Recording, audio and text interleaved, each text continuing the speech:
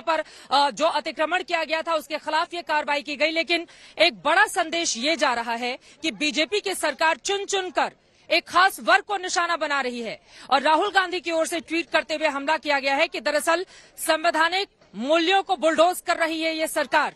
क्या होगा इस पर जवाब आपका, समित पात्रा जी? देखिए चित्रा जी, पहले तो मैं आपको धन्यवाद देना चाहूंगा कि उत्तर स्वयं आपने अपने एक वाक्य में और एक शब्द में दिया है। आपने कहा अतिक्रमण के ऊपर आज बुलडोजर चला है। तो अतिक्रमण, जिसने कानून का अतिक्रमण किया, प्रावधान है हमारे संविधान में कि उसके ऊपर बुलडोजर चले, उस अतिक्रमण को ध्वस्त किया जाए, तो कानून का कार्यवाही हुआ है, नंबर एक।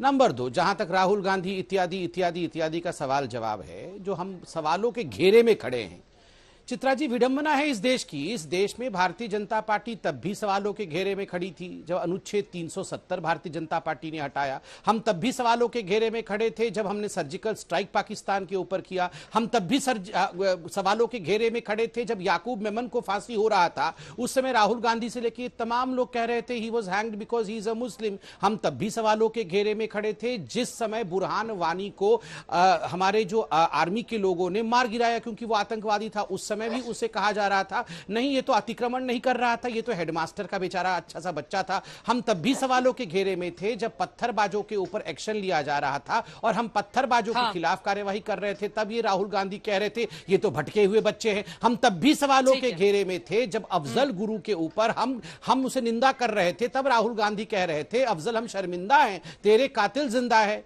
ये राहुल गांधी को कौन सीरियसली लेता है? राहुल गांधी तो खुद एक अतिक्रमण है कांग्रेस के ऊपर। आज कांग्रेस कह रही है, कांग्रेस के अंदर से आवाज उठ रही है कि कोई तो बुलडोज करो इस राहुल गांधी को, तब जाके कांग्रेस का कुछ भला होगा। तो ये राहुल गांधी के सवाल हमसे मत पूछिए।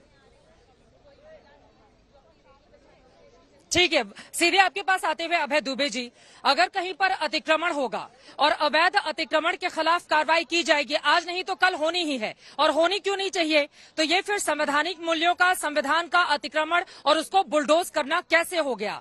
यहाँ पर जो कार्रवाई की गई है वो अवैध अतिक्रमण के खिलाफ की गई है, तो फिर आप लोग इस तरह के सवाल क्यों खड़े कर रहे हैं? समित पात्रा ने जो आरोप लगाए हैं, जवाब दीजिए उस पर आप। देखिए, मैं हमेशा कि ये भारतीय जनता पार्टी का ये कानून व्यवस्था के ध्वस्त हो जाने का प्रतीक है। कहां है प्रधानमंत्री जी और अमित शाह साहब?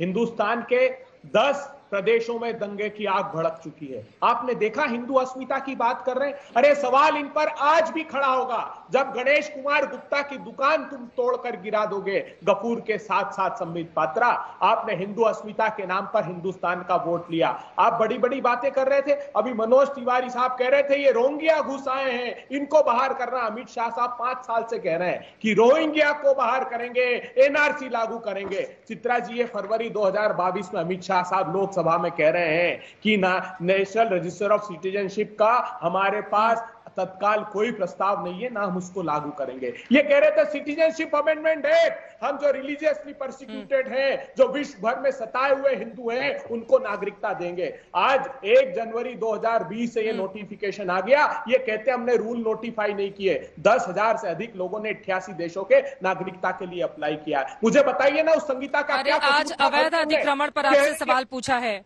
उसका क्या है जवाब?